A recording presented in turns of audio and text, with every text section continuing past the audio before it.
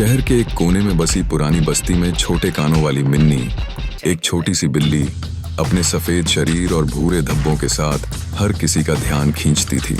उसकी हरी आंखें जैसे पन्ने की चमकती थीं। चारों ओर उसकी मासूमियत बिखरी हुई थी। लेकिन उसकी कहानी का कड़वा सच यह था कि उसका कोई घर नहीं था। बस्ती के बच्चे उसे बेहद प्यार करते थे, पर वह सुबह के सूरज की पहली किरण के साथ कभी एक घर में तो कभी दूसरे में धूप सेंकती। मिन्नी का बचपन संघर्षों से भरा था, लेकिन उस संघर्ष ने उसे मजबूत बना दिया।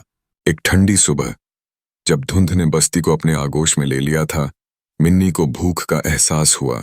वह धीरे धीरे अपने छोटे पैरों से बस्ती से निकलकर सड़क किनारे पहुंची। वहां एक व्यक्ति, जिसकी झुर्रियों वाला चेहरा और गर्म आंखें थे, बैठा था। उसकी मुस्कान में मानवीयता की गहराई झलक रही थी। अरे बिल्ली, उसने कहा, ठंड में कांप रही है? हाँ, दूध पिला दूं? वह आदमी बाद में मिन्नी के लिए रामू काका बने। उसके पास बैठकर मिन्नी ने पहली बार बिना डर के दूध पिया और उसकी ठंड से बचने के लिए देर तक उसकी गोद में सिमटी रही। रामू काका के साथ मिन्नी का रिश्ता गहरा होता गया। वह रोज उसके पास आने लगी।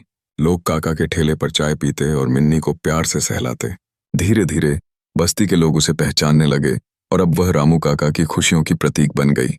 लेकिन एक दिन जब मिन्नी लापता हो गई, काका की चिंताएं बढ़ गईं।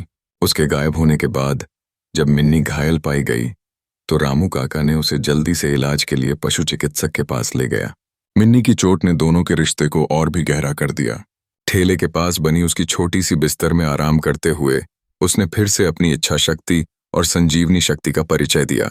महीनों बाद जब मिन्नी पूरी तरह से ठीक हो गई, तो वह बस्ती की स्टार बन गई। बच्चे उसके पीछे भागते और रामू काका को कहते, आपकी दुकान की जान है ये बिल्ली। काका फिर भरपूर मुस्कान के साथ कहते, हाँ, मिन्नी मेरी बेटी है। तो इस कहानी ने बस्ती में एक बड़ा सबक दिया कि सच्ची मित्रता और प्यार में कोई बाधा नहीं होती।